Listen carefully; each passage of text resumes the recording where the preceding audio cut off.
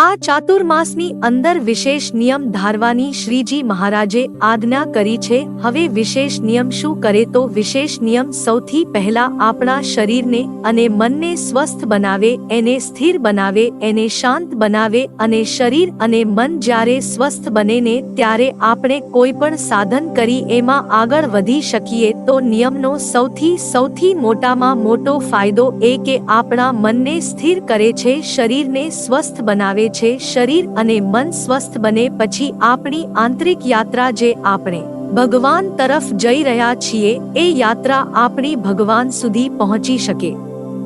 ન જો શરીર સ્વસ્થ ન હોય, મન સ્વસ્થ ન હોય તો શું થાય? ભજન ભક્તિ કાંઈ થઈ શકે નહીં, કોઈ પણ સાધન ન થઈ શકે। આપણા દરરોજ રેગ્યુલરના માળા, મંત્ર જાપ, પાઠ, પૂજા, વાંચન, શ્રવણના નિયમ ચાલુ જ છે। એના કરતા કંઈક વિશેષ લેવાનો એ કેટલો કે સહેજે આપણે પાડી શકીએ એટલો પણ નિયમ લેવો। ભગવાન સ્વામિનારાયણ શિક્ષાપત્રીની અંદર શ્લોક નંબર 76, 77 અને 78 એની અંદર લખ્યું છે કે અમારે આશ્રિત જે ભક્તજનો હોય એમણે ચાતુર્માસને વિશેષ નિયમ ધારો 4 મહિના સુધી। એમાં શ્રીજી મહારાજે જે અશક્ત હોય એવા પુરુષને માટે અલગથી એક કલમ લખી કે અસમર્થ હોય એમણે એક શ્રાવણ માસને વિશેષ નિયમ ધારવો। હવે અહીંયા કને શ્રાવણ માસ કેને લેવો એ ખાસ સમજવાનું છે। આપણા ગુજરાતમાં, મહારાષ્ટ્રમાં વગેરે બધી જગ્યાએ મહિનાની શરૂઆત શુદ્ધ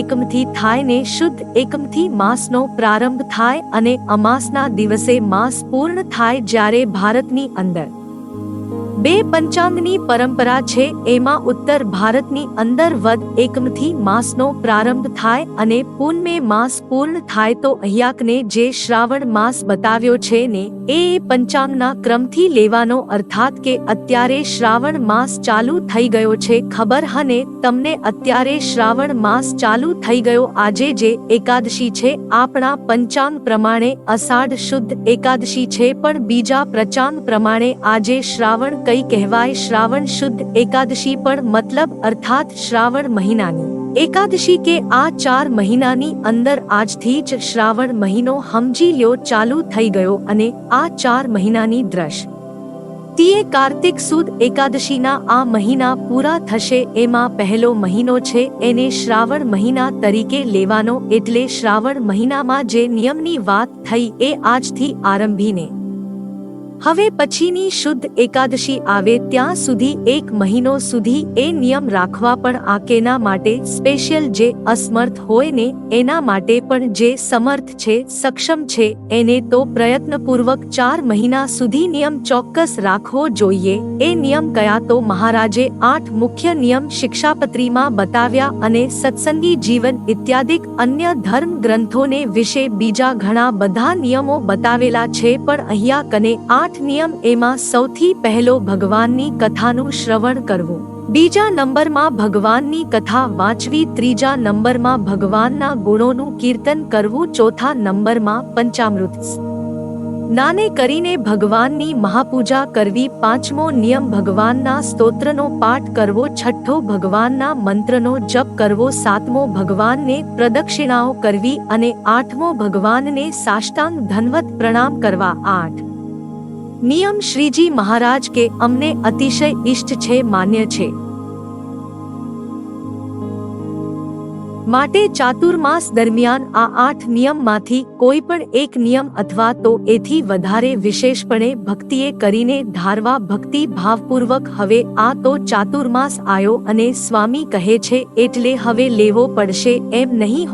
હોશે વાહ જો તો ચાતુર્માસ આવ્યો, હાલો હું આટલો નિયમ લઈ અને ભગવાનને રાજી કરી લઉં। આવા ભક્તિભાવપૂર્વક આપણે ચાતુર્માસનો નિયમ લેવાનો અને એ નિયમની અંદર પણ કાળજી રાખવી। પહેલાય જે મેં વાત કરી એમ આપણી અનુકૂળતા પ્રમાણે 4 મહિના સુધી હાલે ને એવો નિયમ લેવાનો, નહીતર ઘણા શું કરે, ચાતુર્માસ ચાલુ થાય ને હોશે ઘણા નિયમ લઈ લે, પછી 10 દી 15 દી શ્રદ્ધા રહે ને પછી શું થાય? હા, હારવા મંડી જાય હો. પછી લાંબે ગાળા સુધી આ નિયમ એ હલાવી શકતા નથી, માટે નિયમ એવો લેવો કે 4 મહિના સુધી આપણે રાખી શકીએ, અને જે નિયમ લીધો હોય એમાં ક્યારે ઢીલાસ આવવા દેવી નહીં. પ્રયત્નપૂર્વક 4 મહિના સુધી એ અવશ્યપણે પાડવો, અને આ નિયમ છે એ આપણને ભગવાનમાં પ્રેમ વધારનારા બને છે. આપણામાં ભક્તિની ઉણપ હોય, ખામી હોય, ભગવાનને વિશે હજી નિષ્કામ પ્રેમ નથી થયો, તો